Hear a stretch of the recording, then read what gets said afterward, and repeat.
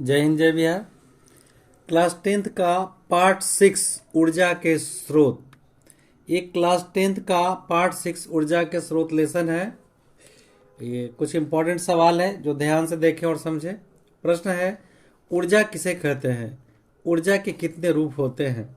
उत्तर, ऊर्जा कार्य करने की क्षमता को ऊर्जा कहते हैं। कार्य करने की क्षमता को ऊर्जा कहते हैं। ऊर्जा के अनेक रूप हैं। यांत्रिक ऊर्जा, रासायनिक ऊर्जा, उष्मा ऊर्जा, प्रकाश ऊर्जा, विद्युत ऊर्जा, नाभिकीय ऊर्जा। तो ये ऊर्जा के प्रकार हुए। अब ऊर्जा संरक्षण के सिद्धांत लिखें। ऊर्जा संरक्षण का सिद्धांत, ऊर्जा न तो उत्पन्न होती है और न ही नष्ट की जा सकती है। ऊर्जा न तो उत्पन्न होती है और न नष्ट की जा सकती है, केवल उनका रूपांतरण होता है, यानी रूप में अंतर होता है। ऊर्जा के स्रोत क्या है? क्वेश्चन है, ऊर्जा के स्रोत क्या है? आंसर, ऊर्जा के स्रोत हम जिन विशिष्ट स्रोतों से प्राप्त ऊर्जा का उपयोग कर सकते हैं। हम जिन विशिष्ट स्रोतों से प्राप्त ऊर्जा का उपयोग कर सकते हैं, हम उन्हें ऊर्जा के स्रोत कहते हैं। ईंधन क्या है? क्वेश्चन है, ईंधन क्या है?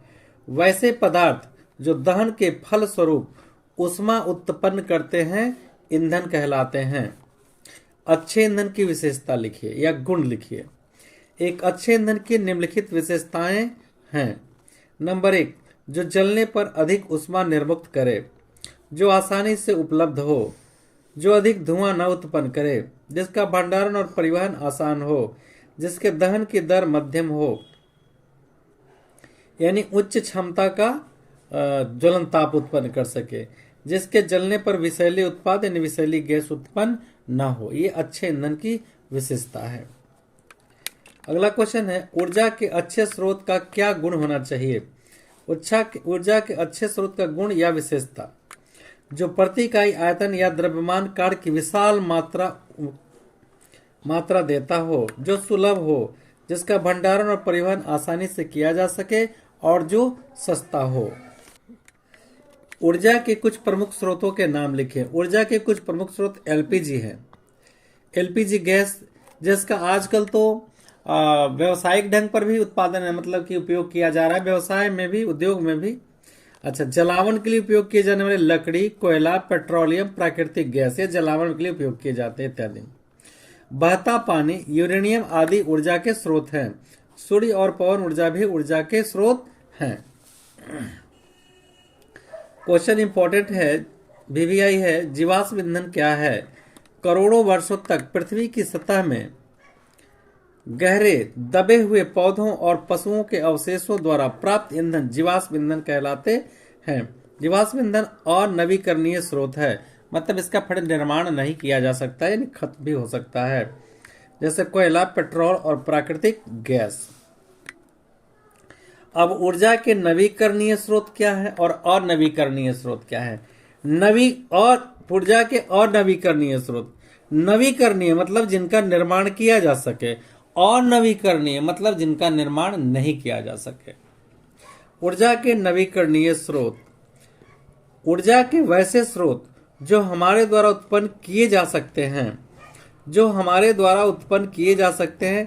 या जो प्राकृतिक प्रक्रियाओं द्वारा लगातार उत्पन्न किए जा सकते हैं, या जिसकी आपूर्ति असीमित हो, ऊर्जा के अनवीकरणीय स्रोत हैं, जैसे सूर्य, पवन, बहता पानी इत्यादि। इनका हम निर्माण नहीं कर सकते हैं। ये प्राकृतिक देन, देखिए साफ लिखा है, जो हमारे द्वारा उत्पन्न किए जा सकते हैं, या जो प्राकृतिक प्रक्रियाओं द्वारा लगातार उत्पन्न किए जा सकते हैं, या जिसकी आपूर्ति असीमित हो, ऊर्जा के अनवीकरणीय स्रोत कहलाते हैं, जैसे सूर्य, पवन, बहता पानी इत्यादि। ऊर्जा के नवीकरणीय स्रोत, देखिए नवीकरणीय स्रोत है, क्या समझते हैं? ऊर्जा के नवीकरणीय स्रोत, ऊर्जा के वैसे स्रोत जो हमारे द्वारा उत्पन्न किए जा सकते हैं, या जो प्राकृतिक प्रक्रियाओं द्वारा लगातार उत्पन्न किए जा रहे हैं, या जिसकी आपूर्ति असीमित है ऊर्जा के नवीकरणीय स्रोत कहलाते हैं। ऊर्जा के नवीकरणीय स्रोत कहलाते हैं, जैसे सूर्य, पवन, बहता पानी इत्यादि। अगला क्वेश्चन है ऊर्जा के अनवीकरणीय स्रोत। आंसर, ऊर्जा के वैसे स्रोत जो प्राकृतिक प्रक्रियाओं द्वारा अतीत में उत्पन्न किए गए थे या जिसकी आपूर्ति सीमित है या जिसे हम स्वयं उत्पन्न कर सकते हैं, स्वयं उत्पन्न नहीं कर सकते हैं या जिसे हम स्वयं उत्पन्न नहीं कर सकते हैं, ऊर्जा के अनवीकरणीय स्रोत कहलाते हैं, जैसे कोयला, पेट्रोल और प्राकृतिक गैस। बायोगैस संयंत्र का सचित्र वर्णन करें। बायोगैस संयंत्र का सचित्र वर्णन करें कि यह है बायोगैस संयंत्र। ये देखिए पूरा ये बायोगैस का प्लांट है। ये कैसे कैसे होता है, तो यहाँ पे एक ले पानी और गोबर का ले या मल का ले ऐसे बना के, मतलब उसको गाढ़ा बना दिया जाता है। काढ़ा, गाढ़ा, गाढ़ा कहते हैं जिसको घोल कहेंगे। घोल बनाएंगे और ये कैसे सब प्लांट लगाया हुआ है। ये टंकी है छोटा सा, यहाँ पे गाढ़ा डालेंगे यानी घोल डालेंगे, ये पाइप के थ्रू हो करके, ये देखिए ये पाइप के थ्रू आके यहाँ आएगा और ये बड़ा सा टंकी है। ये सब ईंटा का बनाया हुआ रहता है। देखिए इसे यहाँ से पाइप के थ्रू जैसे ही आएगा यहाँ पे, मतलब यहाँ से घोल डालेंगे और इसे पाइप के थ्रू यहाँ पे आ जाएगा, इकट्ठा होगा। फिर ये इसमें से यहाँ रास्ता बना हुआ है, इसमें इस टैंक में आएगा, ये टैंक में, फिर ये टैंक में से कुछ दिन सड़ेगा, गलेगा, इसके बाद गैस निकलना शुरू होगा। फिर ये गैस को हम ले जाएंगे गैस पाइप से, और जहाँ हमको जरूरत है जलावन के लिए प्रयोग करना या लाइट जलाने के लिए तो हम इसका उपयोग करते हैं। इसके बाद ये टंकी जो कुआं टाइप का बड़ा हुआ रहता है गड्ढा, फिर जब ये मटेरियल सब खाली करना, जब गैस निकलना बंद हो जाता है तो जो मटेरियल बचता है गाढ़ा, इसको फिर से हम ये इसके माध्यम से इसके थ्रू यहाँ से निकालते हैं। निकालते हुए मिट्टी के रूप में हो जाता है और फिर इसको हम ले जाके खेत में डालते हैं तो खाद उर्वरक इस्तेमाल किया जाता है, खाद बन जाता है। इसमें जो कुछ तत्व पाए जाते हैं फास्फोरस, नाइट्रोजन, जो हमारे खेत के लिए बहुत ही उपयोगी होते हैं। अब इसके बारे में वर्णन कर दें। बायोगैस संयंत्र, यह एक संयंत्र ईंटों से बना एक गुंबद का संरचना है। गोबर और पानी का गाढ़ा मिश्रण टंकी में बनाया जाता है। डाल करके देखिए यहाँ पे दिखाया गया, ये टंकी है, गोबर और पानी का मिश्रण इसमें हम डालते हैं। ये पाइप के थ्रू यहाँ आता है, ये चित्र सही नहीं है, और फिर इसमें आता है। फिर यहाँ से फिर इसे निकलने का भी साधन पूरा बना हुआ है, जहां से यह पाचित्र, इसको पाचित्र या डाइजेस्टर कहते हैं, पहुंचाया जाता है। पाचित्र एक ऐसा बंद कोष्ठक है, ये पूरी तरह से पैक होता है, ये बंद रहता है, जिन्हें ऑक्सीजन मौजूद नहीं रहता, इसके अंदर ऑक्सीजन नहीं जा सकता है। अनोक्सित सूक्ष्म जीवाणु जिन्हें ऑक्सीजन की आवश्यकता नहीं है, ये जो अनोक्सित सूक्ष्म जीवाणु है, इसमें जो गोबर का जो ये भी घोल है, इसमें ऑक्सीजन की इसकी आवश्यकता नहीं है। गोबर गारा के जटिल यौगिक को विघटित कर देता है, यह जो है विघटित हो जाता है। विघटन प्रक्रिया को पूरा होने में कुछ दिन लगते हैं और तब यह मेथेन, कार्बन डाइऑक्साइड, हाइड्रोजन और हाइड्रोजन सल्फाइड जैसे गैस उत्पन्न करती है। बायोगैस को पाचित्र के ऊपर गैस की एक टंकी जमा किया जाता है, जोड़ दिया जाता है, जहां से इसे पाइपों के द्वारा उपयोग के लिए भेजा जाता है। इसमें 75% मेथेन होता है, अतः यह उत्तम ईंधन है। यह बिना धुआं के जलता है तथा जलने के बाद कोई अवशेष नहीं बचता। इसकी तापन क्षमता भी उच्च है। प्रकाश अवस्था के लिए भी बायोगैस का उपयोग किया जाता है। प्रकाश व्यवस्था के लिए लाइट भी चाहिए तो लाइट में भी इसका इस्तेमाल होता है। इसका बचा हुआ गारा अवशेष समय अंतराल पर हटाया जाता है, जिसे नाइट्रोजन और फास्फोरस से भरपूर मात्रा में होता है, इसलिए इसका उपयोग उत्तम खाद के रूप में भी किया जाता है। बायोगैस नवीकरणीय स्रोत, देखिए बायोगैस प्लांट है, ये पूरा प्लांट सेट है, समझा रहे हैं। यहाँ एक छोटा सा टंकी होता है, पानी और गोबर का या इसका घोल डाल के ये पाइप के थ्रू इस टंकी में प्रवेश करता है।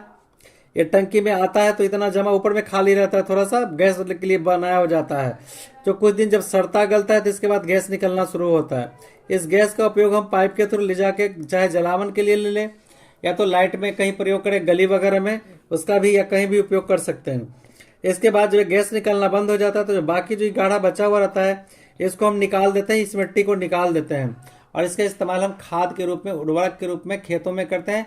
नाइट्रोजन और फास्फोरस इससे अधिक अधिक मात्रा में प्राप्त होता है, जिससे खेतों की उर्वरा शक्ति बढ़ जाती है। ये नवीकरणीय स्रोत है, इसका हम फिर से निर्माण कर सकते हैं। इसके कुछ गुण हैं, वो गुण हम आपको दिखा दें। लाभ, ये देखिए बायोगैस संयंत्र के लाभ हैं। पहला, बायोगैस संयंत्र सस्ता होता है। बायोगैस चलाने में यह संयंत्र सुविधाजनक होता है। बायोगैस संयंत्र आसानी से बनाया जा सकता है और इस संयंत्र को बनाने के लिए आवश्यक साधन गांव में भी उपलब्ध रहते हैं। ये बहुत इंपॉर्टेंट है, ये ध्यान रखिएगा। अम्ल वर्षा क्या है? इंपॉर्टेंट क्वेश्चन है।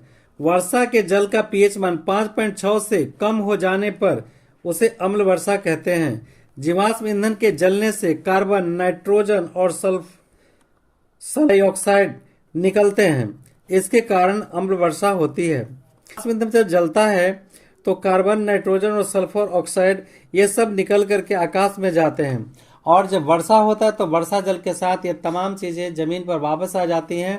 ये अम्ल वर्षा कहलाता है। ऐसा जल जब नदियों, झीलों और तालाबों में प्रवाहित होती है तो उनका जल अम्लीय हो जाता है। जलीय जीवों का ऐसे में रहना बहुत कठिन हो जाता है। अगला क्वेश्चन है नाभिकीय विखंडन। नाभिकीय विखंडन क्या है? नाभिकीय विखंडन एक ऐसा प्रक्रम है जिसमें किसी भारी परमाणु का अस्थायी नाभिक मध्यम भार के दो नाभिकों में खंडित हो जाता है और साथ में विशाल ऊर्जा निर्मुक्त करती है, मतलब निकालती है। मंद वेग वाले न्यूट्रॉन की बमबारी में यूरेनियम 235 और पीयू 239 का नाभिकीय विखंडन होता है। अगला क्वेश्चन इंपॉर्टेंट है नाभिकीय संलयन।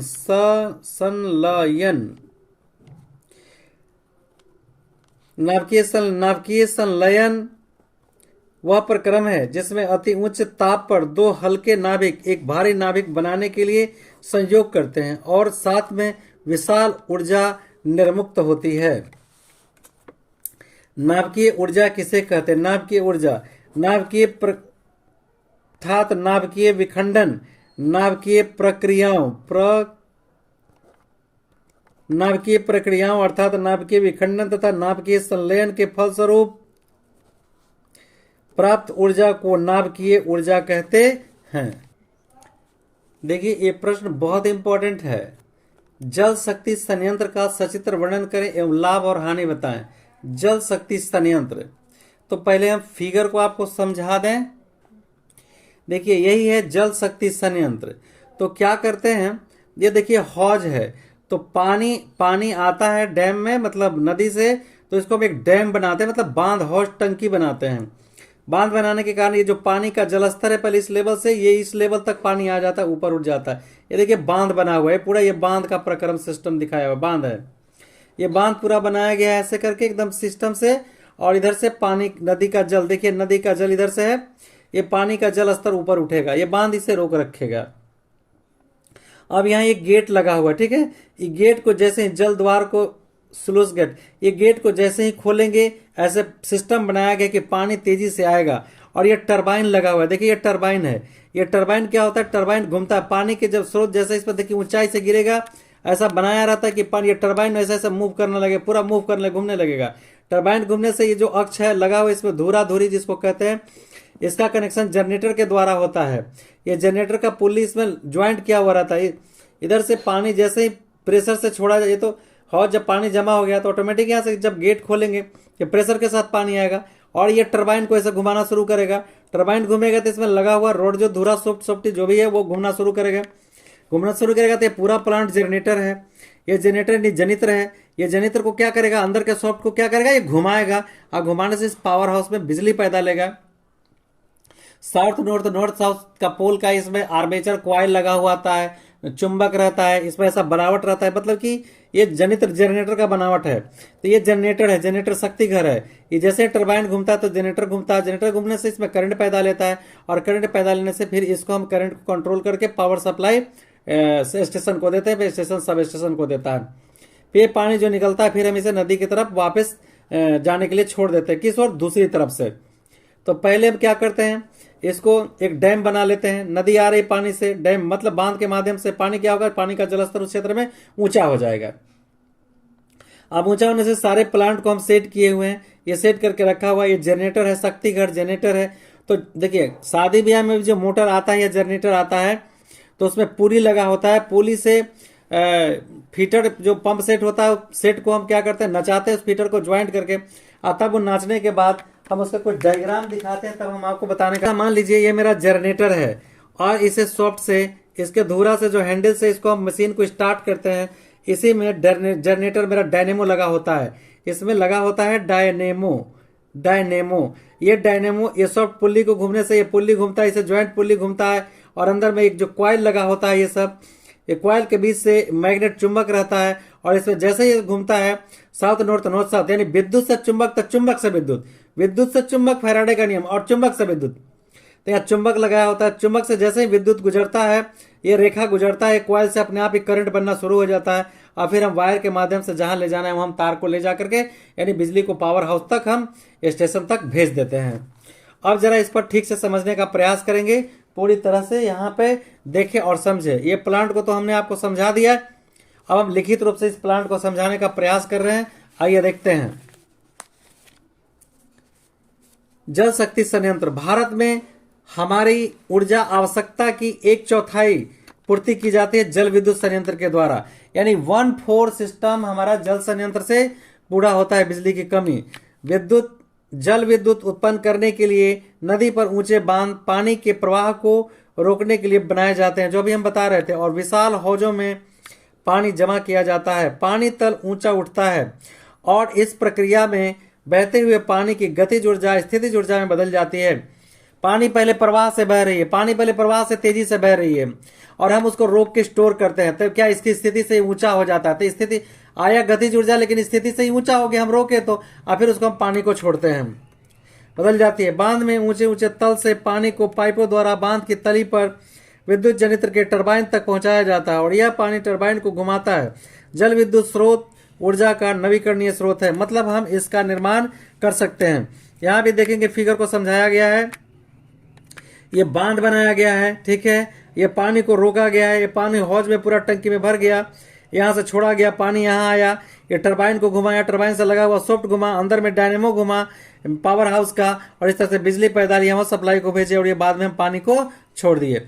इस तरह से इस पानी का पूरा बनावट। आगे देखते हैं, बहते हुए पानी की गतिज ऊर्जा या ऊंचाई पर स्थित पानी की स्थितिज ऊर्जा का एक दूसरा परंपरागत स्रोत है।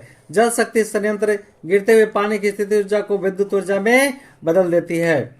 अब विद्युत ऊर्जा के क्या लाभ हैं, जरा देखिए। ऊर्जा का यह स्रोत नवीकरणीय और प्रदूषण मुक्त है, हम इसे निर्माण कर सकते हैं। और नवीकरणीय मतलब जिसका निर्माण नहीं कर सकते, जो प्राकृतिक स्रोत है, पर हम इसका निर्माण कर सकते हैं। अन्य प्रकार के शक्ति संयंत्रों की तुलना में जल विद्युत उत्पादन की कीमत कम होती है। जल विद्युत संयंत्र के लिए बनाए गए बांध बाढ़ नियंत्रण और सिंचाई में भी सहायक होते हैं। ये तो हुआ गुण, लेकिन इसके कुछ हानि भी है। आपसे हानि पूछेगा तो लिखेंगे, नहीं पूछेगा तो छोड़ दीजिएगा। तो जल विद्युत संयंत्र के हानि क्या क्या है, देखिए।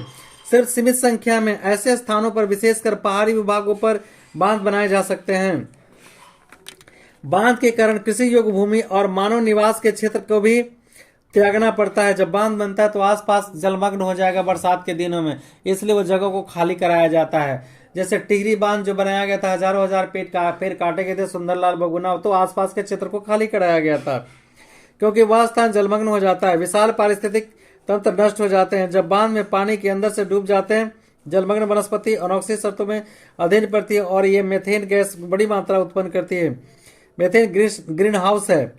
बड़े बांधों के निर्माण के लिए कुछ समस्याएं जुड़ी होती है और यह विस्थापित व्यक्तियों के संतोषजनक पुनर्वास की समस्या उत्पन्न करती है। तो जहां ये बांध बनाए जाते हैं, पर बिजली तैयार किया जाता है, तो आसपास के क्षेत्र को खाली करा करके उसे दूसरे स्थानों पर विस्थापित कर दिया जाता है, पुनर्वासित कर दिया जाता है, ताकि उन्हें दिक्कत ना हो। और इस तरह से नदी पर टेढ़ी बांध बनाने, नर्मदा नदी पर सरदार पटेल नडोज योजना के निर्माण के विरोध में ऐसी समस्याओं के कारण, तो इसका टेढ़ी बांध और सरदार सरोवर वाला जो भी बांध बनाया गया था, उसमें इसीलिए विरोध किया गया था बहुत जम करके, लेकिन वो तो फिर भी सफल रहा। हम फिर इस चित्र को देख रहे हैं। इस चित्र में ये देखिए, ये पानी आया, पानी को हमने बांध बना करके ये गेट लगा दिया, पानी से ये पूरा ये डैम है, बांध बना हुआ है, और ये हौज है, टंकी, यहाँ स्टोर हो गया पानी। स्टोर करने के साधन, यहाँ से हम जैसे ही गेट खोलेंगे यहाँ से पानी जाएगा। ये टरबाइन लगा हुआ है, टरबाइन से सॉफ्ट लगा हुआ है, सॉफ्ट से ये डायनेमो को सॉफ्ट को ज्वाइंट किया गया है, और जैसे ही ये घूमेगा पुल्ली, जैसे ही ऐसे ऐसे नाचेगा, ये ऐसे ऐसे नाचना शुरू करेगा तो अंदर में लगा हुआ रॉड भी अंदर अंदर नाचेगा। नाचने से इसमें बलयुग्म पैदा लेगा, क्योंकि आर्मेचर लगा हुआ है, कॉइल लगा हुआ है डायनेमो में, और लाल चुंबक लगा हुआ है। चुंबक लगने से क्या होगा, विद्युत से चुंबक, यानी चुंबक से विद्युत यहाँ पैदा लेगा, और विद्युत से पावर हाउस में फिर ये सप्लाई तक भेजते हैं। पानी जो निकला नदी में पुनः दूसरे ओर पार कर जाता है। तो इस तरह से ये ऊर्जा के स्रोत है, मतलब कि कैसे जल ऊर्जा के स्रोत हुए।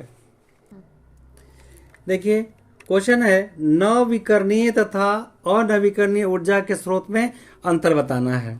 तो इसको तो डिवाइड करके लिखिएगा तो ज्यादा अच्छा रहेगा, लेकिन हम यहाँ दिखा दे रहे हैं इनके दो को अंतर दिखा रहे हैं। नवीकरणीय ऊर्जा स्रोत की उपयोगिता असीम होती है।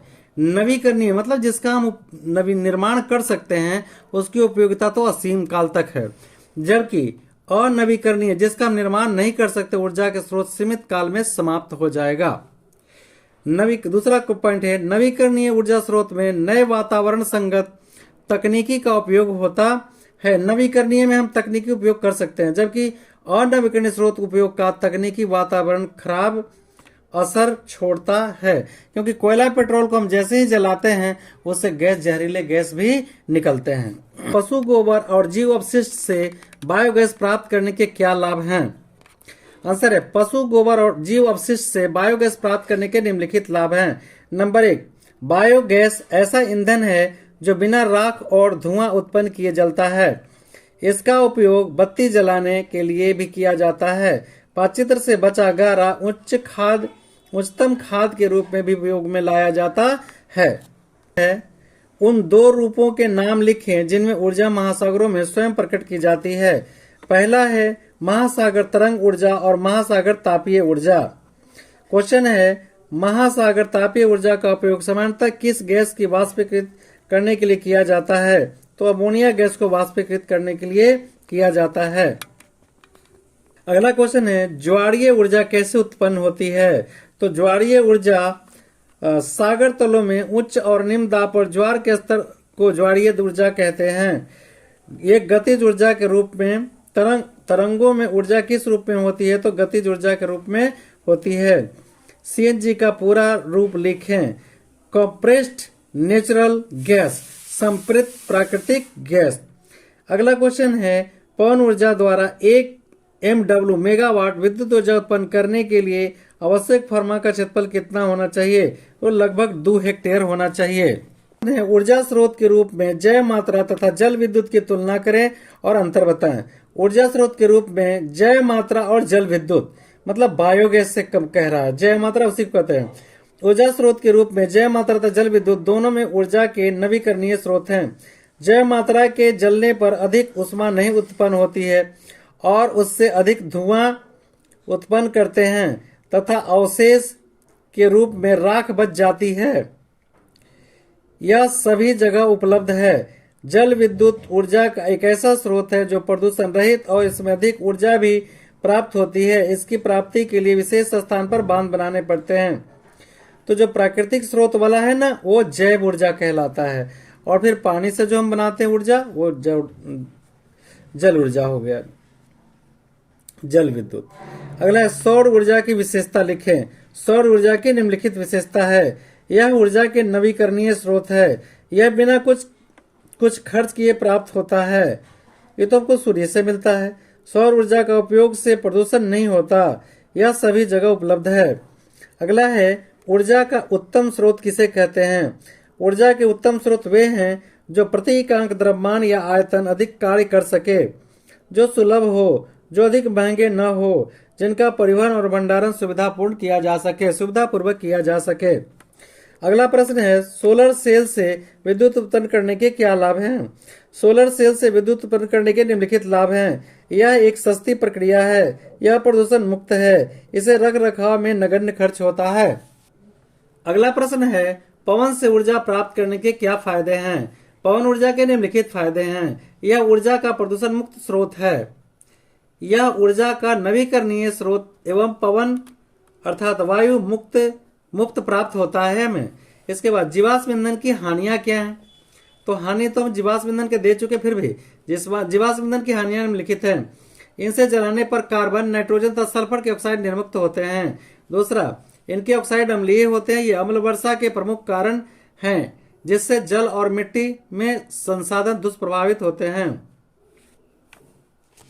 ऊर्जा के रूप में जीवाश्म ईंधन तथा सूर्य की तुलना कीजिए और अंतर। जीवाश्म ईंधन, कोयला और पेट्रोलियम उत्पाद सीमित भंडार के कारण अनवीकरणीय ऊर्जा स्रोत हैं। सूर्य 5 करोड़ वर्षों तक यूं ही चमकता रहेगा, इसलिए 5 करोड़ पहले भी था और 5 करोड़ बाद तक चमकता रहेगा। यह अक्षय स्रोत माना जाता है। जीवाश्म ईंधन प्रदूषण उत्पन्न करते हैं, जबकि सौर ऊर्जा प्रदूषण मुक्त है। विखंडन का परिभाषा दे चुके, लेकिन यहां भी एक देखिए, यूरेनियम 235 जैसे भारी नाभिकों का न्यूट्रॉन के प्रहार के क्रम द्रव्यमान के अस्थायी नाभिकों में टूट जाना नाभिकीय विखंडन कहलाता है। लेकिन इससे हम सॉलिड परिभाषा हम पहले दे चुके हैं। अगला प्रश्न है, भू उष्मीय ऊर्जा क्या है? पृथ्वी के अंदर का ताप बहुत अधिक है, जिसके कारण अंदर की चट्टानें पिघल जाती हैं। भूगर्भीय परिवर्तनों के कारण पिघली हुई चट्टानें ऊपर की ओर धकेल दी जाती है, जो कुछ स्थलों पर एकत्रित हो जाती है। इन स्थलों को तप्त स्थल यानी हॉट स्पॉट कहते हैं। यह तप्त स्थल भूतापीय ऊर्जा के स्रोत हैं। क्वेश्चन है, पवन ऊर्जा कैसे हम प्राप्त करते हैं और इसके लाभ और हानि। तो देखिए, पवन ऊर्जा सौर विकिरण द्वारा भूमि और जलाशय का असमान तापन वायु गति उत्पन्न करता है, जिस कारण से पवन बहते हैं। पवन की इस गतिज ऊर्जा का उपयोग कार्य करने के लिए किया जाता है। अब देखिए, ये बड़ा बड़ा लगा हुआ है खंभा, इसमें 3 गो प्लेट पंखी लगा हुआ है। ये जैसे ही घूमता है, अंदर डायनेमो सेट होता है, वो घूमता है और बिजली पैदा लेता है। देखते हैं, विद्युत उत्पादन के लिए पवन चक्की को घूर्णी गति का उपयोग विद्युत जनित्र के टरबाइन को घुमाने के लिए किया जाता है। इसका पहले ही हम कैसे भी बता चुके हैं, जरा इसे ध्यान देने की फिर से जरूरत है। जैसे अब यहाँ से ये 3 प्रकार के पंखी लगा हुआ है। जैसे ही पंखी घूमता है, यहाँ नीचे टरबाइन का सॉफ्ट से ज्वाइंट रहता है, यहाँ मोटर रहता है। ये यानी हम बोलेंगे क्या रहता है, डीसी प्लांट रहता है। डीसी प्लांट इसको हम बोलते हैं। और इसमें जैसे ही यहाँ से सॉफ्ट नाचता है, ये धुरा के माध्यम से ये सॉफ्ट नाचने लगता है। ऐसा सिस्टम या तो फिर ऐसे ही मोटर को लगा दिया जाता होगा, जैसा कि अभी हम देखने में लग रहा है। अब ये पुली घूमेगा तो ये घूमेगा। अब यहाँ से इसमें जो नॉर्थ साउथ का कॉइल लगा रहता है, आर्मेचर लगा रहता है, आर्मेचर जिसको कॉइल कहते हैं, और ये डाल चुंबक लगा रहता है। अब जैसे ही चुंबक के बीच से तार कॉइल जैसे ही घूमता है, इससे विद्युत पैदा लेता है। विद्युत से चुंबक, तो चुंबक से विद्युत से जब चुंबक बन जाता है, तो यहाँ वैज्ञानिक ने निकाला कि फिर चुंबक से विद्युत क्यों नहीं बनेगा। तो चुंबक के बीच में जैसे ही हम इस सॉफ्ट को घुमाते हैं, कॉइल को घुमाते हैं, तब यहाँ से करंट पैदा लेना शुरू होता है। फिर हम इसको सब स्टेशन तक ले जाते हैं और फिर हमारा प्लांट चालू हो जाता है। तो इस तरह से देखिए, यहाँ पंखी घूमता है, ऐसा प्लांट सेट रहता है, और ये प्लांट से पंखी के घूमने के साथ साथ जो सॉफ्ट लगा हुआ था वो घूमने लगता है, और इसे डीसी वाला जो प्लांट है वो भी घूमने लगता है, और इस तरह से डायनेमो घूमता है। डायनेमो के घूमने के क्रम में बिजली पैदा लेना शुरू हो जाता है और उसका हम उपयोग करते हैं। इसी तरह से का उपयोग हम विद्युत जनित्र के टरबाइन को घुमाने के लिए करते हैं। एक ही सिस्टम है, टरबाइन को घुमाएं, या जो प्लांट मेरा लगा हुआ है, यहाँ तो टरबाइन लगा होता है। टरबाइन कैसे कहें, ये सॉफ्ट इसमें जोड़ा हुआ है, ये टरबाइन, इसी टरबाइन को घुमाएगा, यहाँ से करंट पैदा लेना शुरू होगा। उसी तरह से टरबाइन या शादी ब्याह में जो हम मोटर वगैरह लगाते हैं, तो ये जनरेटर को ही घुमाता है, तो यहाँ टरबाइन घुमाता है, यहाँ मोटर से जो कनेक्ट है सॉफ्ट, इसमें सॉफ्ट को घुमाता है और यहाँ पे करंट पैदा लेना शुरू हो जाता है। बिल्कुल सारा वही सिस्टम सब कुछ चलते रहता है, इसमें कुछ बदलता नहीं है। तो विद्युत उत्पादन के लिए पवन चक्की की घूर्णी गति का उपयोग हम विद्युत जनित्र के टरबाइन, जनित्र मतलब जनरेटर, विद्युत जनरेटर के टरबाइन को घुमाने के लिए होता है। एकल पवन चक्की का उत्पादन बहुत कम होता है और व्यावसायिक कार्यों के लिए उपयोग में नहीं लाया जा सकता। अतः अनेक पवन चक्कियां बड़े खुले क्षेत्र में खड़ी रहती है। देखिए बहुत बड़ा खुला क्षेत्र में बहुत सारा खड़ी है, 2-3 ज्यादा है। इस बड़े क्षेत्र को पवन ऊर्जा फार्म कहा जाता है। फार्म मतलब जहां उत्पादन होता है। व्यवसायिक पैमाने पर यह विद्युत प्राप्त करने के लिए एक फार्म में प्रत्येक पवन चक्की की निर्गत ऊर्जा एक साथ संयोजित की जाती है। ये सबको एक साथ एकत्रित कर लिया जाता है। चलिए पवन ऊर्जा के लाभ, ये तो हुआ कैसे प्राप्त करते हैं, ये हो गया। अब इसका लाभ क्या है? तब पवन ऊर्जा लाभ है, पवन ऊर्जा नवीकरणीय ऊर्जा का पर्यावरण अनुकूल और दक्ष स्रोत है। विद्युत उत्पादन के लिए आवर्तक व्यय आवश्यक नहीं होता। जब व्यय पड़ता है एक ही बार प्लांट लगाने से, बार बार नहीं पड़ता है। अब पवन ऊर्जा की कुछ विशेषता है, और क्या विशेषताएं हैं उसे हम दिखा रहे हैं। सीमाएं या विशेषताएं या लाभ एक ही होता है। पवन ऊर्जा के दोहन अनेक सीमाएं हैं। पवन ऊर्जा फार्म उन्हीं स्थानों पर स्थापित किए जा सकते हैं जहां वर्षा के अधिक भाग तक पवन चलता हो, यानी पवन तेजी में चलता है वहीं पे लगाया जा सकता है। टरबाइन की आवश्यक चाल को बनाए रखने के लिए पवन का चाल 15 किलोमीटर प्रति घंटा कम से कम होनी चाहिए। तीसरा है जब पवन नहीं है तब उस अवधि के दरमियान ऊर्जा आवश्यकता की पूर्ति के लिए संचालक सेलों जैसे सहायक सुविधा होनी चाहिए, ताकि प्लांट बंद न हो, जहां जा रहा है बिजली वहां जाता रहे।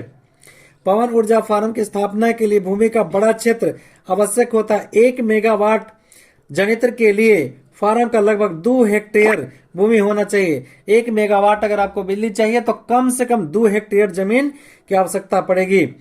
फार्म के ऑब्जेक्टिव भी आता है। फार्म के संस्थापना की प्रारंभिक लागत बहुत कम होती है, चूंकि टावर या मीनार और ब्लेड वर्षा, सूर्य, आंधी और चक्रवात जैसे प्रवृत्ति आपदाओं के लिए अनावृत खुले रहते हैं।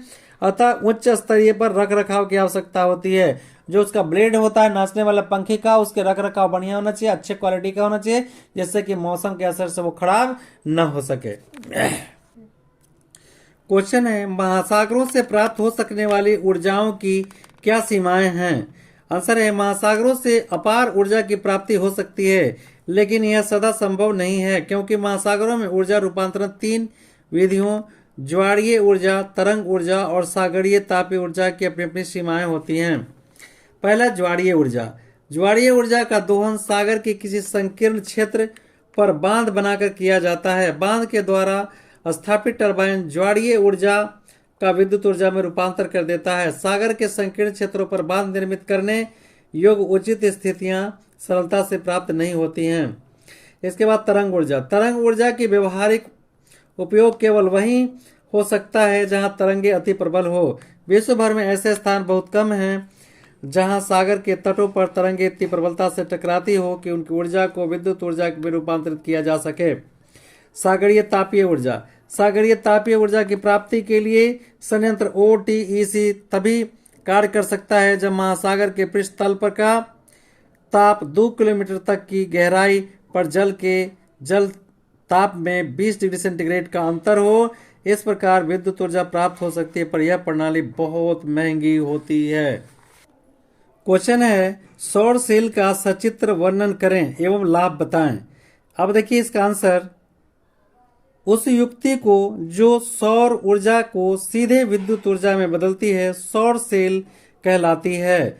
उस युक्ति को जो सौर ऊर्जा को सीधे विद्युत ऊर्जा में बदलती है सौर सेल कहलाती है। कुछ पदार्थ जैसे सिलिकॉन अर्धचालक होते हैं। वैसे तो ऐसे पदार्थों की चालकता अर्थात विद्युत चालन की क्षमता चालकों की तुलना में बहुत कम होती है, परंतु जब उनमें कुछ पदार्थों की अल्प मात्रा मिला दिया जाता है तो उनकी चालकता बहुत अधिक बढ़ जाती है, और सौर सेल इसी प्रकार से परिवर्तित अर्धचालकों से बनाए जाते हैं। देखिए सौर सेल बना हुआ है, सौर सेल का ये पूरा पैनल है। क्या क्या होता है जरा देखेंगे।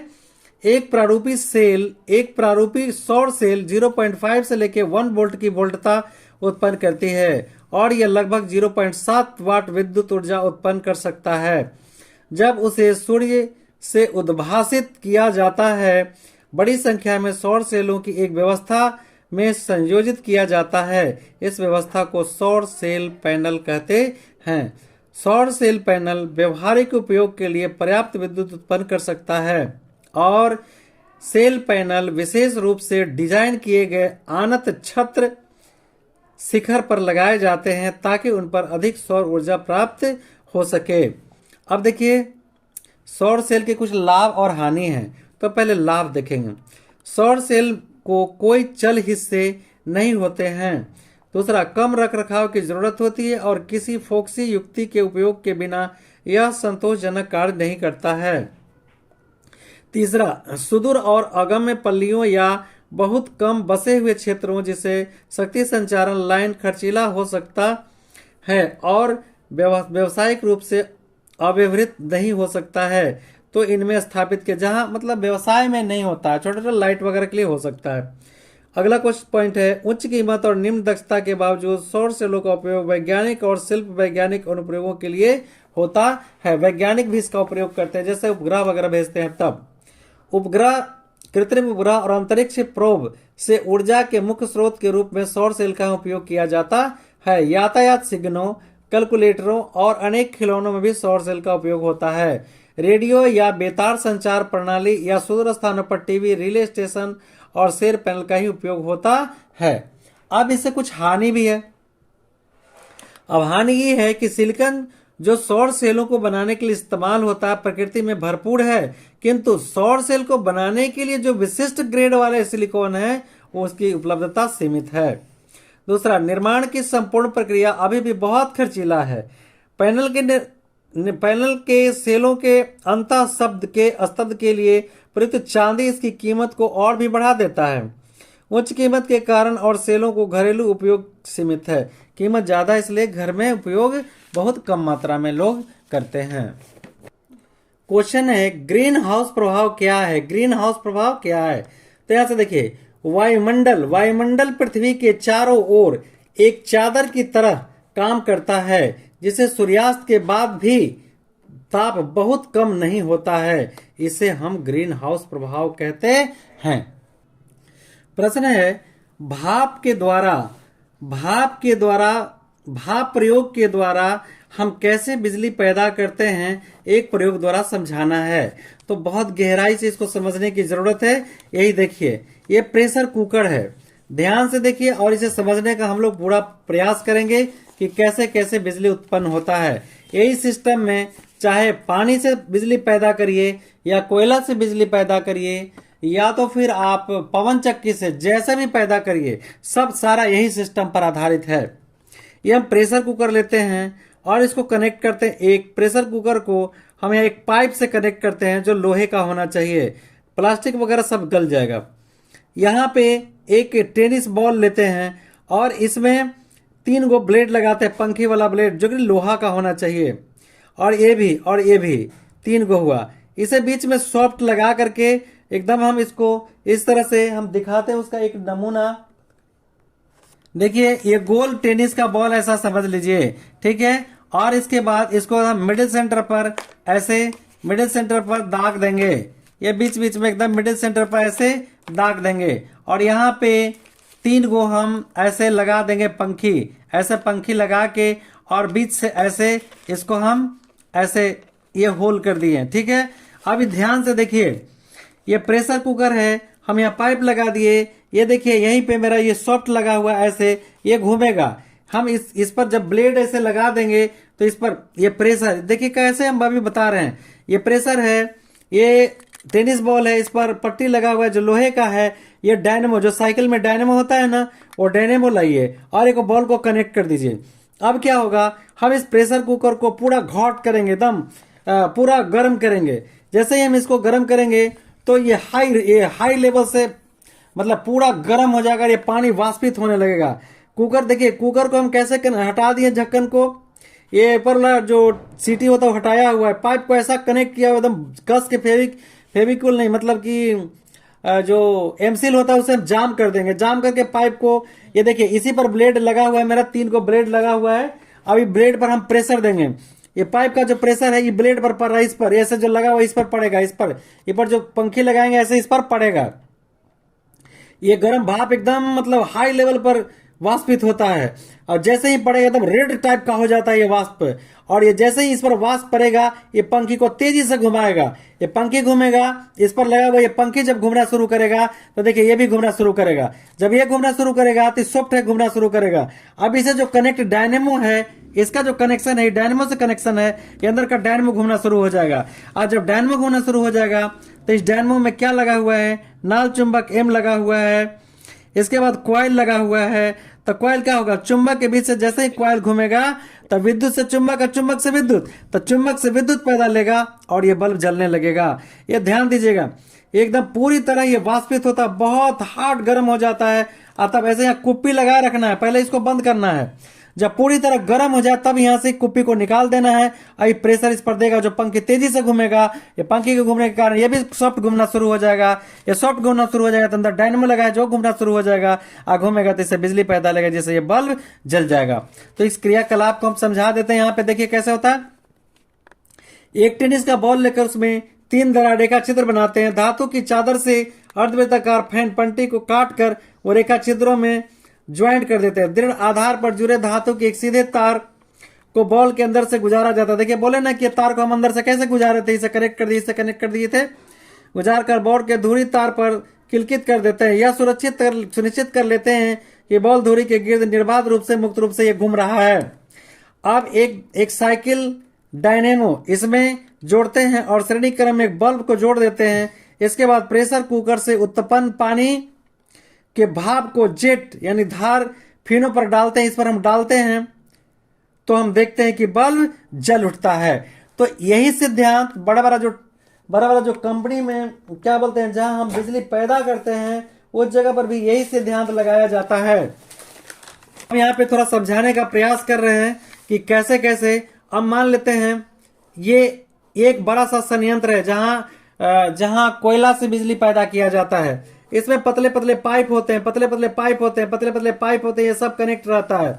अब इस पाइप में पानी भरा रहता है। अब यहाँ कोयला जो दहन होता है पूरी तरह से एकदम डस्ट बना करके इसको दहन किया जाता है, A to Z दहन होता है। अब ये दहन होने के कारण ये पाइप में जो पानी है एकदम वाष्पित खौल जाता है, मतलब हॉट हो जाता है, हाई लेवल सुपर हॉट हो जाता है।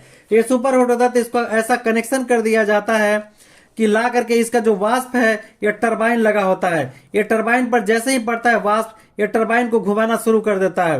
ये टरबाइन से जनरेटर कनेक्ट रहता है, यानी डीसी संयंत्र कनेक्ट रहता है, नाल चुंबक, ये कॉइल। अब ये जैसे ही ये वाष्प आके जैसे यहाँ ये काम किया, ये वाष्प क्या किया, ये ब्लेड को घुमाया तो यही ब्लेड जस्ट लाइक टरबाइन।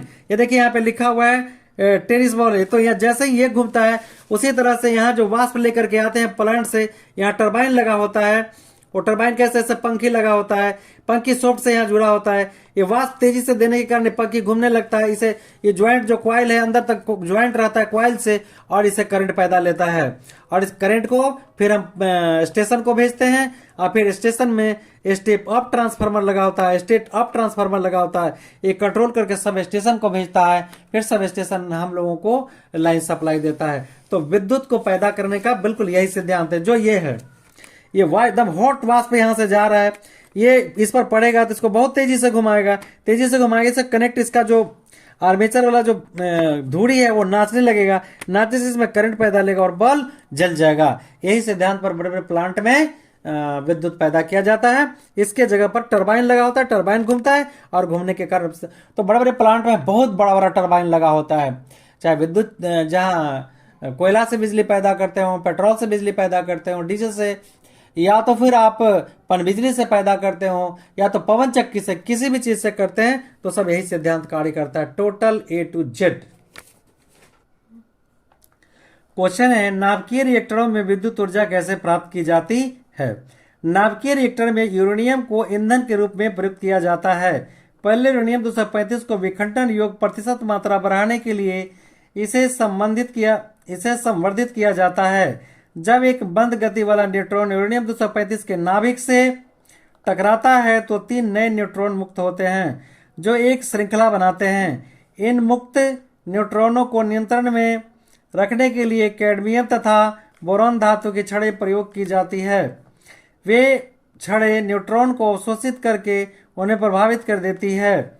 जब ये छड़ बड़े पूर्णता ईंधन में प्रविष्ट कर दी जाती है तो वे समस्त न्यूट्रॉन का अवशोषण कर लेते हैं तथा श्रृंखला अभिक्रिया रुक जाती है। इन क्षणों के बाद में ईंधन से धीरे धीरे उतना ही बार बाहर निकाला जाता है जितनी बार वह केवल उतनी ही ऊर्जा का अवशोषण करे जिससे मुक्त न्यूट्रॉनों द्वारा नाभिकीय विखंडन प्रक्रिया को नियंत्रित रूप में संचालित करके निश्चित परिणाम में ऊर्जा प्राप्त होती रहे। इस प्रकार प्राप्त ऊष्मीय ऊर्जा में पानी को भाप में बदलकर बड़े बड़े टरबाइन घुमाए जाते हैं। भाप की ऊर्जा को यांत्रिक ऊर्जा में परिवर्तित किया जाता है। हर टरबाइन के घूमने से विद्युत उत्पन्न होता है। जब भाप संघनित हो जाती है तो इसे फिर दूसरे चक्र में काम में लाया जाता है।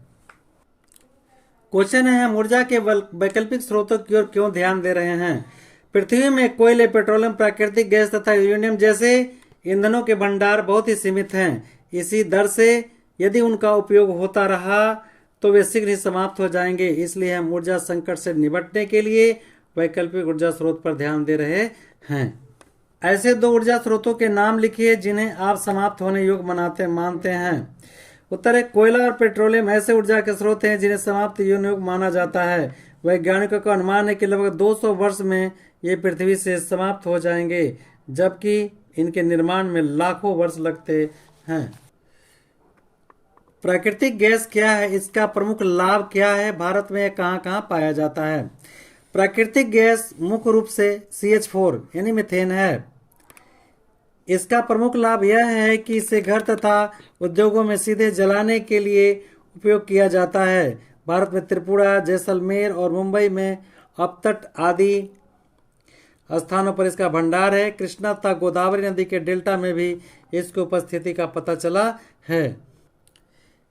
ईंधन का वर्गीकरण उनकी अवस्था के अनुसार कैसे करेंगे? भौतिक अवस्था के अनुसार ईंधन का वर्गीकरण 3 प्रकार से किया जाता है: ठोस, तरल और गैस। ठोस ईंधन कोयला, कोक, चारकोल, लकड़ी। द्रव ईंधन डीजल, पेट्रोल, केरोसिन। गैस ईंधन प्राकृतिक गैस, पेट्रोलियम, कोल गैस और बायोगैस। LPG को अच्छा ईंधन क्यों समझा जाता है? आंसर, LPG को अधिक कैलोरी मान 46 होता है। यह गैस धुआं रहित ज्वाला के साथ जलती है क्योंकि इसमें कोई विषैली गैस उत्पन्न नहीं होती है, अर्थात इससे वायु प्रदूषण नहीं होता है। LPG के दहन के उपरांत कुछ अवशेष नहीं रहता, अतः एक स्वच्छ घरेलू ईंधन है। अगला, यह ऊष्मा उत्पन्न करने में कम खर्च वाला साधन है।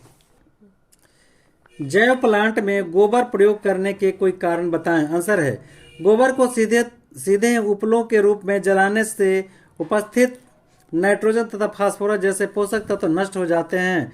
जैव गैस प्लांट में गोबर का प्रयोग करने से साफ सुथरा ईंधन प्राप्त होने के पश्चात अपशिष्टों को खेतों में खाद के रूप में हम प्रयोग कर सकते हैं। दूसरा कारण है, गोबर के उपलों के रूप में जलाने से अत्यधिक धुआं उत्पन्न होती है जिससे वायु प्रदूषण होती है। दूसरी ओर गैस बनती है जिससे वायु प्रदूषित नहीं होती है। पवन किसे कहते हैं? पवन किस प्रकार चलती है?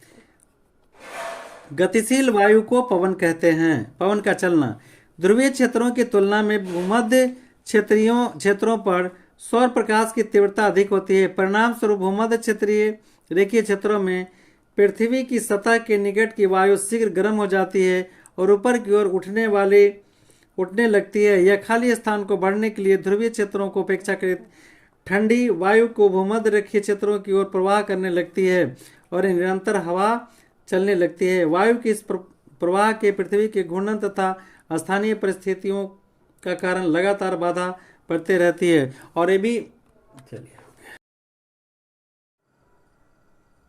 जय हिंद, जय बिहार। देखिए, ये सौर कुकर या सोलर कुकर है। ये कैसे फंक्शन, ये कैसे कैसे काम करता है, इस तरह से देखिए, यहाँ कांच की प्लेट अंदर रहता है। ये बॉक्स बना हुआ है। उष्मारोधी चालन द्वारा उष्मा हानि को ये कम करता है। ब्लैक कलर का शीशा इसमें अंदर रहता है। भीतर काली दीवार उष्मा को अवशोषण को ये बढ़ाती है। ये कांच के ऊपरी परत, ये सब देखिए प्लेट ऐसे लगा हुआ है। कैसे कैसे कार्य करता है। काले कलर का शीशा इसलिए रहता है ताकि वो उष्मा को अवशोषित कर लेता है। ठीक है, तो उष्मा को अवशोषित करने के कारण कोई भी चीज जल्दी पक जाता है या गर्म हो जाता है, ये सौर कुकर या सोलर कुकर के बारे में अभी हम देखें। क्वेश्चन होगा सोलर कुकर का सचित्र वर्णन करें, तो कैसे कैसे ये काम करता है हम इसे अच्छी तरह से समझने का अब प्रयास करेंगे। देखिए कुछ एक हम अलग से, ये आंसर नहीं है मगर अलग से एक हम फंक्शन बता रहे हैं कि दो शंकुनुमा फ्लास्क लेते हैं, एक पर सफेद रंग और दूसरे पर काला रंग पोत देते हैं तथा दोनों फ्लास्क में समान रूप से पानी भर देते हैं। फ्लास्क को सीधे सूर्य में धूपा में आधा घंटा तक रख देते हैं। फ्लास्क को छूते हैं तो सफेद फ्लास्क अपेक्षा काला फ्लास्क अधिक गर्म मालूम पड़ता है। फ्लास्कों में पानी के ताप को थर्मामीटर से मापते हैं और सफेद फ्लास्क की अपेक्षा काले फ्लास्क का पानी अधिक रहता है। क्यों? इसका मूल कारण ये है कि जो सफेद फ्लास्क है वो ऊर्जा उष्मा को कम अवशोषित करता है, लेकिन काला कलर से जो ढका हुआ फ्लास्क है उष्मा को ज्यादा अवशोषित करता है, इसीलिए वो काले वाले में जल्दी गर्म हो जाता है। ऐसे होता है गर्मी के दिन में हम देखते हैं कि भैंस जो काले रंग की होती है वो जल्दी हाँफने लगती है। क्यों? और उसको ठंडक चाहिए, पानी चाहिए। क्यों? क्योंकि वो काले रंग को जल्दी ऑब्जर्व करता है, अपने में अवशोषित करता है, इसलिए गर्मी उसे ज्यादा महसूस होता है। आपको कहा जाता है कि गर्मी के दिनों में काला कपड़ा ना पहने, क्योंकि काला कपड़ा क्या होता है, अवशोषित करता है उष्मा को, जैसे गर्मी अधिक महसूस होता है। तो ज्यादातर लोग गर्मी के दिनों में सफेद वस्त्र पहनना ज्यादा पसंद करते हैं जो उष्मा को परावर्तित कर देता है। अब मेरा जो आंसर है सौर कुकर के बारे में, ये अब यहाँ से शुरू होता है सौर कुकर के बारे में। तो अभी हम इसलिए बता दिए कि किस तरह से वो काम करता है, गर्मी के दिनों में किस तरह से काम करता है, काला कलर और शीशा को काला क्यों रखा जाता है, यही सब कारण थोड़ा बताना जरूरी था। अब देखिए सौर कुकर या सोलर कुकर के बारे में हम आपको दिखा रहे हैं और ये इसके बारे में पूरा बता रहे हैं, सचित्र वर्णन। चलिए, सौर कुकर या सोलर कुकर दोनों एक ही चीज है। सफेद या परावर्तक सतह की तुलना में काली सतह अधिक ऊष्मा अवशोषित करती है। सौर कुकर और सौर जल उष्मक मतलब सौर से उस मतलब कि पानी को गर्म करने की विधि, ये दोनों एक ही सिद्धांत पर कार्य करता है। अपनी क्रियाविधि में इसी गुण का उपयोग करता है, क्योंकि काले रंग का सतह हम उसका लेते हैं, दोनों में होता है। सौर जल उष्मक में भी होता है और साथ साथ सौर कुकर या सोलर कुकर में भी होता है। तो क्या लिखा है, एक बॉक्स लिए हुए हैं। तो देखिए यहाँ बॉक्स प्रकार का सौर कुकर है, ये वाला बॉक्स के प्रकार का सौर कुकर। देखिए बॉक्स के प्रकार का बक्सा है ना, बॉक्स के प्रकार का सौर कुकर है। इसमें धातु का बना दोहरी दीवार वाली एक आयताकार बॉक्स होती है। देखिए ये आयताकार बॉक्स है, धातु की दोहरी दीवार वाली, मोटा दीवार है, इसकी मोटाई का ही है, पतला चदरा नहीं है, मोटा चदरा है। जिसमें एक समतल दर्पण एक विशेष कोण पर लगा होता है ताकि वह सूर्य प्रकाश को बॉक्स के भीतर परावर्तित कर दे। देखिए यहाँ दर्पण लगा हुआ है, ऐसे परावर्तित करता है सूर्य की किरण को। उष्मारोधी जैसे कांच की रुई दीवारों के भीतर भरी होती है। बॉक्स की भीतरी दीवारें काले रंग से रंगी होती है। देखिए ये बॉक्स का भीतरी दीवार काला रंग से रंगा होता है। उसमें छिछले बर्तन में काले रंग की रंगी होती है, जिसे खाद्य पदार्थ को पकाना होता है, उसे छिछले बर्तन में रखा जाता है, मतलब एकदम पतला बर्तन में। इस बर्तन को बाहरी सतह की भी काली रंग से रंगी होती है। जो बर्तन हम रखेंगे इस सौर कुकर में वो भी काला रंग से रंगा होगा बर्तन बाहर से। इस बर्तन को बॉक्स के अंदर रखा जाता है।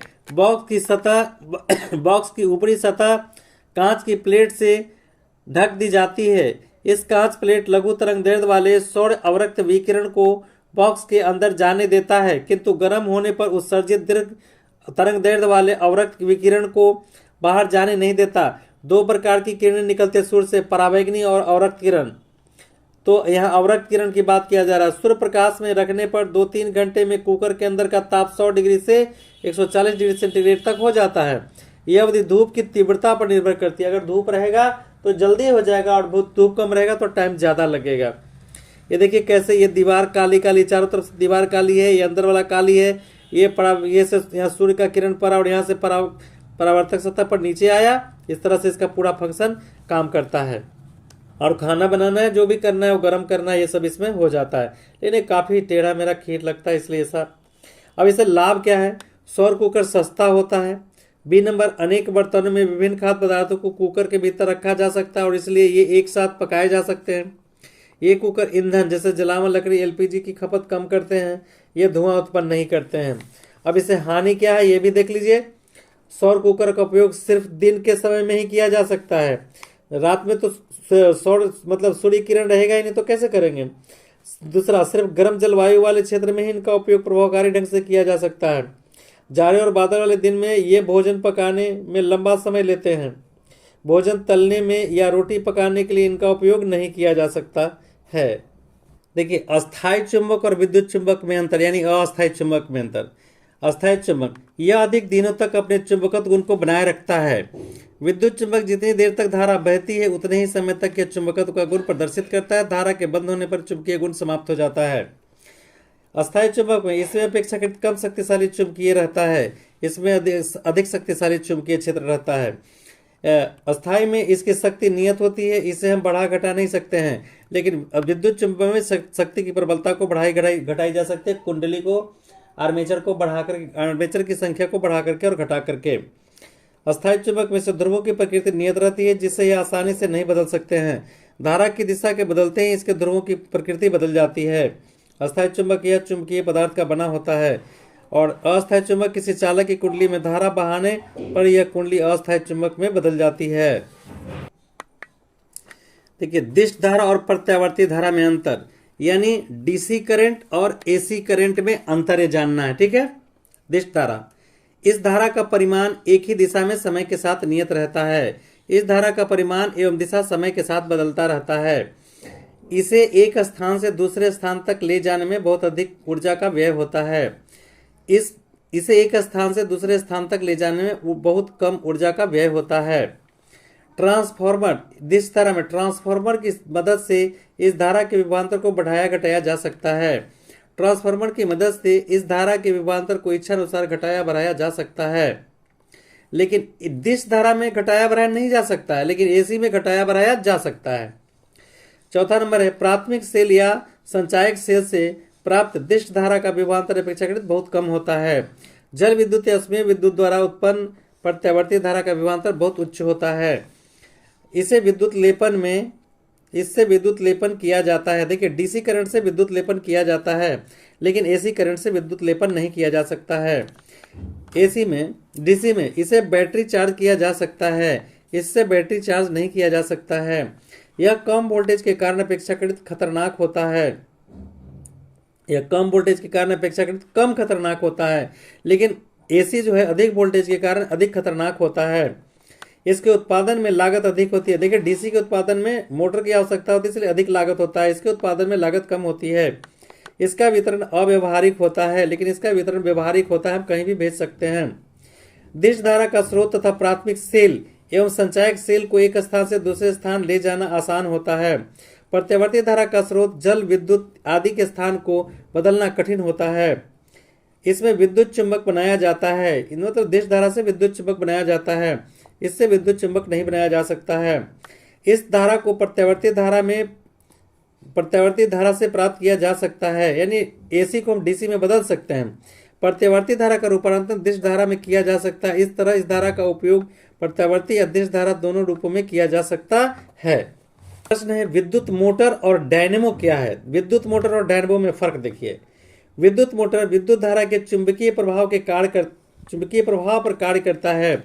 डायनेमो विद्युत चुंबकीय प्रेरण के सिद्धांत पर कार्य करता है। इसमें विद्युत ऊर्जा का रूपांतरण यांत्रिक ऊर्जा में किया जाता है। विद्युत ऊर्जा में किया जाता है। देखिए, दोनों में ध्यान, इसे विद्युत ऊर्जा का रूपांतरण यांत्रिक ऊर्जा में किया जाता है। विद्युत मोटर में विद्युत ऊर्जा का रूपांतरण यांत्रिक ऊर्जा में किया जाता है, यांत्रिक ऊर्जा का रूपांतरण विद्युत ऊर्जा में किया जाता है। विद्युत मोटर में इसमें चुंबकीय क्षेत्र में कुंडली से धारा बहाई जाती है, जिससे कुंडली घूमने लगती है। यह चुंबकीय क्षेत्र में कुंडली को घुमाया जाता है, जिससे कुंडली को प्रेरित विद्युत वाहक बल या धारा उत्पन्न करता है। मोटर के परिभ्रमण की दिशा को फ्लेमिंग के बाएं हाथ से ज्ञात करते हैं। इसमें उत्पन्न धारा की दिशा को फ्लेमिंग के दाएं हाथ के नियम से ज्ञात करते हैं। इसे यांत्रिक कार्य लिया जा सकता है, इससे विद्युत धारा उत्पन्न की जाती है डायनेमो से। प्रश्न है, जनरेटर और ट्रांसफार्मर में क्या अंतर है। जनरेटर विद्युत उत्पन्न करता है, ट्रांसफार्मर विद्युत की वोल्टता में परिवर्तित करता है। यह घूमने वाली मशीन होता है, यह मशीन स्थिर मशीन होता है। जनरेटर एसी तथा डीसी दोनों प्रकार की धारा उत्पन्न कर सकते हैं, लेकिन ट्रांसफार्मर केवल एसी धारा में परिवर्तित करता है। जनरेटर को विद्युत धारा उत्पन्न करने में पहले टरबाइनों से घुमाया जाता है, इनको किसी के द्वारा घुमाया नहीं जाता है ट्रांसफार्मर को। देखिए क्वेश्चन है, कौन सा ऊर्जा स्रोत भोजन को गर्म करने के लिए काम में लाया जाता है और क्यों? उत्तर है, हम अपना भोजन गर्म करने के लिए एलपीजी द्रवित पेट्रोलियम गैस का उपयोग करना अधिक पसंद करेंगे, क्योंकि इसमें उत्तम ईंधन की अनेक विशेषताएं विद्यमान है। इनका ज्वलनांक अधिक नहीं होता, कैलोरी मान अधिक होता है, दहन संतुलित दर से होता है तथा दहन के बाद विषैले पदार्थ उत्पन्न नहीं करते हैं। प्रश्न है, हम ऊर्जा का वैकल्पिक स्रोत क्यों खोज रहे हैं? पृथ्वी में कोयले, पेट्रोलियम, प्राकृतिक गैस तथा यूरेनियम जैसे ईंधन का भंडार बहुत ही सीमित मात्रा में है। कोयला, पेट्रोल, प्राकृतिक गैस और यूरेनियम बहुत ही सीमित मात्रा में है। यदि इसी दर से इसका उपयोग होता रहा तो ये शीघ्र ही समाप्त हो जाएंगे। इसलिए हम ऊर्जा संकट से निपटने के लिए ऊर्जा के वैकल्पिक स्रोत की खोज कर रहे हैं। नाभिकीय ऊर्जा के क्या लाभ हैं? नाभिकीय ऊर्जा के निम्नलिखित लाभ हैं। नाभिकीय ऊर्जा का उपयोग भाप बनाकर विद्युत उत्पन्न करने में किया जाता है। बड़ी मात्रा में ऊर्जा मुक्त होती है। ऊर्जा के साथ त्वरित होने वाले कणों के प्रयोग से बड़ी संख्या में शोध किए जाते हैं। कम खर्च में अत्यधिक ऊर्जा उपलब्ध होती है। अपशिष्ट पदार्थ का पुनः इस्तेमाल संभव हो जाता है। ऊर्जा की बढ़ती मांग पर्यावरण परिणाम क्या है कि क्या परिणाम होंगे? ऊर्जा की खपत को कम करने के लिए आपके सुझाव दें। ऊर्जा की मांग की जनसंख्या वृद्धि के साथ निरंतर बढ़ती ही जाएगी।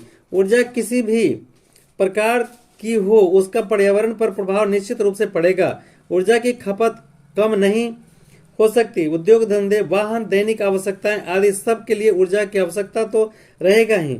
यह भिन्न बात है कि प्रदूषण फैलाएगा या पर्यावरण में परिवर्तन उत्पन्न करेगा। ऊर्जा की बढ़ती मांग के कारण जीवाश्म ईंधन पृथ्वी की परतों के नीचे समाप्त होने के कगार पर हैं। लगभग 200 वर्ष के बाद यह पूरी तरह समाप्त हो जाएगी। जल विद्युत ऊर्जा के लिए बड़े बड़े बांध बनाए गए हैं, जिस कारण पर्यावरण पर गहरा प्रभाव पड़ा है। ऊर्जा के विभिन्न नए स्रोतों खोजने समय यह ध्यान रखना चाहिए कि इस ईंधन का कैलोरी मान अधिक हो, उसे प्राप्त करना सरल हो और उसका दाम बहुत अधिक न हो। स्रोत का पर्यावरण पर कुप्रभाव नहीं पड़ना चाहिए। अगला प्रश्न है, शारीरिक कार्यों को करने के लिए, विभिन्न वैद्युत साधित्रों को चलाने के लिए तथा भोजन पकाने तथा वाहनों को चलाने के लिए किस प्रकार की ऊर्जा की आवश्यकता होती है? शारीरिक कार्यों को करने के लिए, विभिन्न वैद्युत साधित्रों को चलाने के लिए तथा वाहनों को चलाने के लिए पेशीय ऊर्जा की आवश्यकता होती है तथा भोजन पकाने के लिए ऊष्मीय ऊर्जा की आवश्यकता होती है। क्वेश्चन है, जीवाश्म ईंधन और सूर्य, जीवाश्म ईंधन और ऊर्जा के प्रत्यक्ष स्रोत मतलब सूर्य की तुलना करें तो जीवाश्म यह ऊर्जा का अनवीकरणीय स्रोत है। यह ऊर्जा का विकिरणीय स्रोत है। यह बहुत अधिक प्रदूषण फैलाता है। यह प्रदूषण नहीं फैलाता है। रासायनिक क्रियाओं से ऊष्मा और प्रकाश उत्पन्न होते हैं। परमाणु संलयन से बहुत अधिक मात्रा में ऊर्जा और प्रकाश उत्पन्न करता है। निरंतर ऊर्जा प्रदान नहीं कर सकता जीवाश्म ईंधन, लेकिन निरंतर ऊर्जा प्रदान करता है सूर्य। मानव मनचाहे ढंग से उन पर नियंत्रण कर सकता है। मनचाहे ढंग से इनका ऊर्जा नियंत्रण करना संभव नहीं है। क्वेश्चन है, ऊर्जा स्रोत का मुख्य लक्षण क्या है? ऊर्जा स्रोत से पर्यावरण मात्रा में उपयोगी ऊर्जा उत्पन्न होनी चाहिए। अगला है, पृथ्वी का मुख्य ऊर्जा स्रोत क्या है? पृथ्वी का मुख्य ऊर्जा स्रोत सूर्य है। उपयोगी ऊर्जा का क्या अर्थ होता है? ऐसी ऊर्जा जिसकी प्राप्ति उसके लागत से अधिक हो उसे उपयोगी ऊर्जा कहते हैं। उत्तम ईंधन किसे कहते हैं? जो ईंधन प्रति इकाई द्रव्यमान अधिक कार्य करे, सरलता से प्राप्त हो, भंडारण और परिवहन सरल हो तथा दाम सस्ता हो, उसे उत्तम ईंधन कहते हैं। अगला है, किसी अधातु का ऑक्साइड अम्लीय वर्षा का कारण बनता है? सल्फर। किस धातु का ऑक्साइड? तो सल्फर का ऑक्साइड। कौन सी वर्षा हमारे जल और मृदा के संसाधनों पर प्रभावित करते हैं? अम्लीय वर्षा। टेरी बांध बनाने किस नदी पर बनाया गया है? गंगा नदी पर। सरदार सरोवर बांध का निर्माण किस नदी पर किया गया है? नर्मदा नदी पर। पवन ऊर्जा का फॉर्म किसे कहा जाता है? जब किसी विशाल क्षेत्र में अनेक पवन चक्कियां लगाई जाती है तो उस क्षेत्र को पवन ऊर्जा फॉर्म कहते हैं। पवन ऊर्जा के क्षेत्र में कौन सा देश अग्रणी है? तो जर्मनी। पवन ऊर्जा के लिए पवनों की चाल कितनी होनी चाहिए? 15 किलोमीटर प्रति घंटा। सूर्य लगभग कब से विशाल मात्रा ऊर्जा उत्पन्न विकिरित कर रहा है? लगभग 5 करोड़ वर्ष पहले। देखिए उत्तर है ये 5 अरब वर्ष पहले। 5 वर्ष पहले था, 5 अरब वर्ष बाद भी रहेगा। ये करोड़ नहीं अरब होगा, अरब। बायोगैस संयंत्र किस किस प्रकार के होते हैं? तो अस्थायी गुंबद संयंत्र और तैरती गैस टंकी संयंत्र, ये 2 प्रकार के होते हैं। सौर पैनल क्या है? सौर सेलों के उस समूह को जिससे कई सेलों को एक निश्चित क्रम में जोड़कर जिसकी भी वांछित वोल्टता पर बहुत विद्युत ऊर्जा प्राप्त की जा सकती है, उसे सौर पैनल कहते हैं। सौर ऊर्जा क्या है? सूर्य से प्रकाश, उष्मा आदि रूपों में जो ऊर्जा प्राप्त होती है उसे हम सौर ऊर्जा कहते हैं। सौर ऊर्जा का 2 उपयोग है, अनाज और कपड़ों को सुखाने में, समुद्री पानी से नमक बनाने में। जीव द्रव्यमान ईंधन का क्या अर्थ है? पौधे तथा जंतुओं के शरीर में उपस्थित पदार्थों को जीव द्रव्यमान कहते हैं। जिस किसी जीव की मृत्यु के पश्चात जीव द्रव्यमान का उपयोग ईंधन के रूप में किया जाता है, जिसे जीव द्रव्यमान ईंधन कहते हैं। लकड़ी, कृषि अपशिष्ट तथा गोबर के सड़े इसी ईंधन के उदाहरण हैं। जिन गांवों को ऊर्जा की कुल आवश्यकता 80% भाग प्राप्त होती है, इनका उद्योगों में भी उपयोग किया जाता है। जैसे गन्ने की खोई कई उद्योगों के बॉयलरों को जलाने में काम आता है। चारकोल ईंधन उत्तम है, इसका उपयोग कम क्यों होता जा रहा है? आंसर, चारकोल बनाने के लिए व्यापक पैमाने पर जंगलों को काटना पड़ता है, जिसके परिणाम स्वरूप लकड़ी की कमी होती जा रही है। लकड़ी की कमी के कारण चारकोल कम बनता है और महंगा होता है, इसलिए ईंधन के रूप में इसका उपयोग दिन प्रतिदिन कम होता जा रहा है। आजकल इससे भी सस्ते और अच्छे ईंधन सरलता से उपलब्ध हैं। प्रकृति में कोयला किस प्रकार बना? आंसर, करोड़ों वर्ष पूर्व पृथ्वी पर विशाल जंगल पाए जाते हैं। धीरे धीरे ये जंगल पृथ्वी के उथले दलदलों से धंसते चले गए। पृथ्वी के आवरण के दबाव तथा ताप के कारण वृक्षों के अवशेष ऊर्जा के भंडार घरों के रूप में बदल गए। आजकल इन्हीं पदार्थों को कोयला कहते। प्राचीन भंडारों खानों से कोयला निकाला जाता है, जिसमें हम ऊर्जा की आवश्यकता को पूरा करते हैं। अगला, ईंधन तेल कोयला की तुलना में अच्छा ईंधन है, क्यों? कोयला बहुत अधिक मात्रा में राख उत्पन्न करता है, जिसे समय समय पर हटाना पड़ता है। इसके विपरीत ईंधन तेल के उपयोग करने से किसी भी तरह का कोई पदार्थ अवशेष नहीं बचता, क्योंकि यह उसका पूर्ण दहन होता है। कोयले की अपेक्षा ईंधन का ज्वलन ताप कम होता है, इसके लिए आसानी से जलाया जा सकता है। कोयले की अपेक्षा ईंधन तेल कम धुआं उत्पन्न करता है, जिससे वातावरण प्रदूषित कम होता है।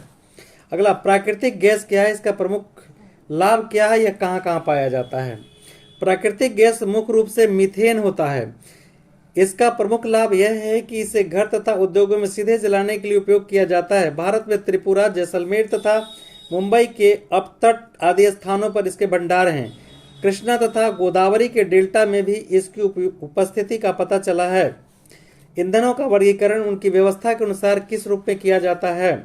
तो पहला था ठोस ईंधन, कोयला, कोक, चारकोल और लकड़ी। द्रव ईंधन, डीजल और केरोसिन। गैस ईंधन, प्राकृतिक gas, petroleum, coal gas, biogas.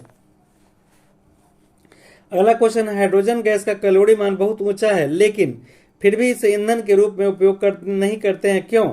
Hydrogen का ऊष्मीय मान अधिक होते हुए भी निम्नलिखित कारण से हम इसका उपयोग ईंधन के रूप में नहीं कर पाते हैं। इसका भंडारण, परिवहन और प्रयोग विधि अति कठिन है। इसका निर्माण काफी महंगा है। यह अत्यंत ज्वलनशील है, जिस पर नियंत्रण करना सरल नहीं। इससे विस्फोट भी हो सकता है। इसके दहन से उत्पन्न ज्वाला का तापक्रम अधिक होता है, जिसका प्रयोग घरों में नहीं किया जा सकता है। अगला है, बायोगैस के गुण बताएं। बायोगैस का गुण है, यह उच्च ऊष्मीय मान वाला एक अच्छा ईंधन है। यह बिना धुएं की ज्वाला के साथ जलती है। क्वेश्चन है, ऊष्मीय मान को समझाओ तथा इसका महत्व बताओ। किसी ईंधन के 1 ग्राम जलने में उत्पन्न ऊष्मा को जूल में मात्रा में ईंधन का ऊष्मीय मान कहलाता है। महत्व, इससे यह मालूम किया जा सकता है कि अमुक ईंधन अच्छा है अथवा नहीं। ऐसा करने से प्रयोग किए जाने वाले ईंधन की मात्रा का पहले ही अनुमान लगाया जा सकता है। खाना पकाने के लिए उपलों का प्रयोग करने के स्थान पर गोबर के बायोगैस संयंत्र का प्रयोग क्यों अच्छा होता है? जब गोबर जलता है तो यह काफी धुआं उत्पन्न करता है, जिससे वायु प्रदूषण होता है और काफी मात्रा में तत्वों की हानि भी होती है। गोबर का बायोगैस संयंत्र निम्नलिखित कारण से अच्छा समझा जाता है। बायोगैस बिना धुआं के जलता है। बायोगैस काफी मात्रा में ऊष्मा पैदा करता है। संयंत्र से बचा हुआ व्यर्थ पदार्थ नाइट्रोजन तथा फास्फोरस के यौगिक का खेत में उर्वरक के रूप में उपयोग करते हैं। अगला क्वेश्चन है, एलपीजी को अच्छा ईंधन क्यों समझा जाता है? एलपीजी का अधिक कैलोरी मान 46 केजी पर ग्राम होता है। यह गैस धुआं रहित ज्वाला के साथ जलती है क्योंकि इसमें कोई विषैली गैस उत्पन्न नहीं होती है, अर्थात इससे वायु प्रदूषण नहीं होता है।